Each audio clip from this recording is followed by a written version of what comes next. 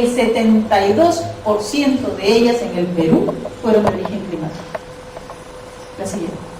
Entonces, dale.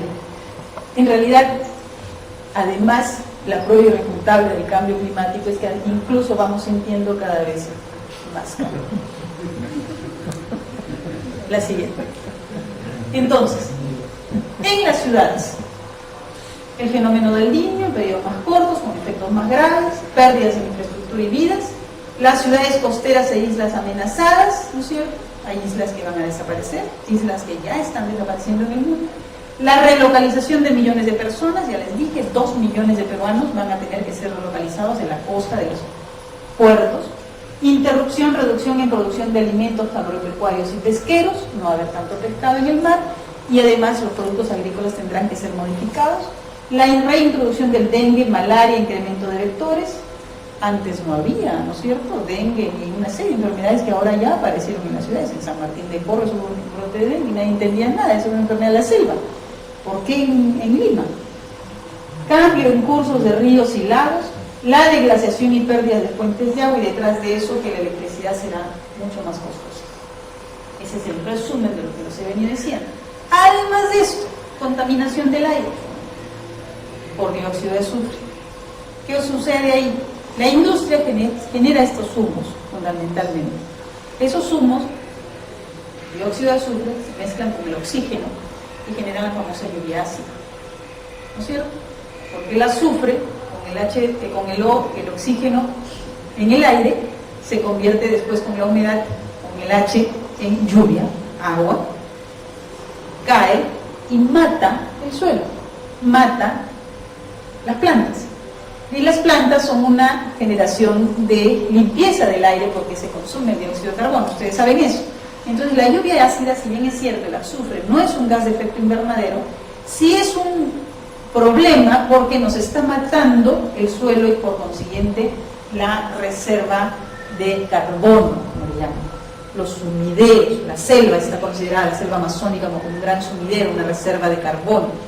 Por eso todo proyecto relacionado con generación de masa verde, con follaje, con áreas verdes, forestación, todo proyecto, idea relacionada a poner verde el suelo y a evitar que este tipo de emisiones se generen hacia el aire, cambios tecnológicos en la industria, también está siendo considerado ya como un proyecto MDL. El dióxido de nitrógeno, ¿no?, en menor cantidad, pero estos de aquí ya son claramente, ¿no es cierto?, gases que nos contaminan el aire, que nos generan problemas de salud en las personas. La siguiente. Entonces, los impactos de la contaminación del aire: enfermedades respiratorias de edema pulmonar, menos defensas por afecciones pulmonares, aumento de mortalidad diaria en 1%, fíjense eso, que no son pocas cosas, es un dato del Colegio Médico del Perú. O sea, todo proyecto relacionado con el cambio climático está muy vinculado a la descontaminación del aire y por lo tanto a la salud de las personas, a la vida de las personas. Cefalea, dolores de cabeza, 5 puntos menos de coeficiente de inteligencia en niños por plomo en sangre, niños tontos, ¿no es cierto? Aquellos niños que crecen con plomo en sangre por encima del límite máximo permisible, como en el Callao, como en Yaoroya, como en el Cerro de Pasco, ya son niños de adultos, no podrán desarrollar el intelecto que cualquier persona normal tendría. Hipertensión, intoxicación, reducción de luminosidad, depresión por reducción de luminosidad, etc. Entonces, tenemos que hacer. ¿Qué plantea el CONAM? Primero que nada, adaptarnos, porque contra este cambio climático realmente a corto plazo no vamos a poder hacer nada, va a sucedernos. Todo lo que hagamos ahora va a ser para mitigar los efectos de aquí a 10 o 15 años. Fíjense eso, hay que tener una mentalidad de planificación para aceptar las consecuencias de lo que ya se hizo hace 15 años y comenzar a prepararnos para los próximos 15. Y ahora, en este momento, el Perú, la estrategia peruana y la prioridad peruana es la adaptación.